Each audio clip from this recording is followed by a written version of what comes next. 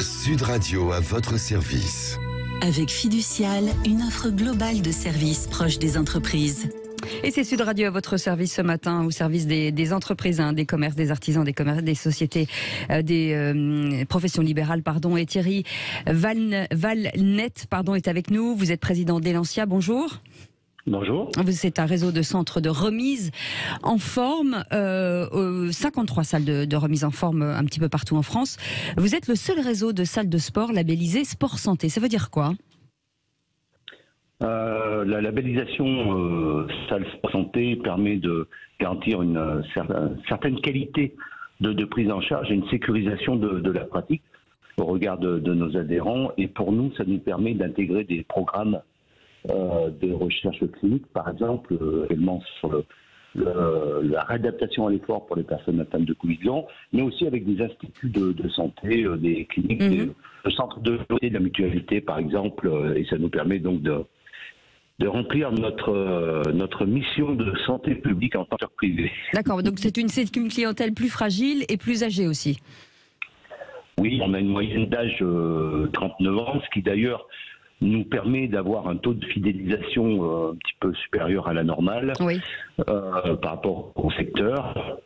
Et on a effectivement des personnes en situation de fragilité parce que atteintes de pathologie, soit qu'elles viennent d'elles-mêmes, soit qu'elles viennent sur prescription médicale ou fléchées par des instituts comme des hôpitaux ou des cliniques.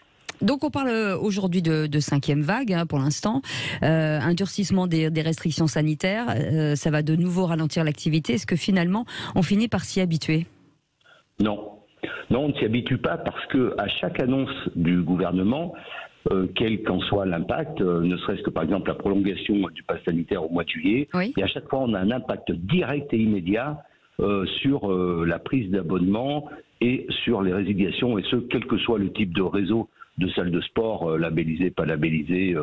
Voilà. Et donc à chaque fois, il y a une psychose qui se crée, qui impacte directement et immédiatement notre activité économique pour laquelle on attendait un rebond sur ce dernier trimestre, et rebond qui n'a pas été à la hauteur de vos attentes. Bien sûr, c'est ça. Avec les annonces qui ont été faites. Ouais. Au cœur de la crise, vous avez proposé, vous, des programmes de rééducation pour le Covid long. En quoi ça consiste ? Là, nous nous sommes rapprochés du milieu hospitalier, du CHU de Clermont-Ferrand, et nous avons mis en place nos coachs APA, activité physique adaptée, ont mis en place un protocole de prise en charge et d'accompagnement sur 12 semaines des personnes atteintes de Covid long, avec des bilans toutes les 4 semaines, pour mesurer justement la pertinence des programmes, pour permettre à ces personnes de revivre un peu plus normalement.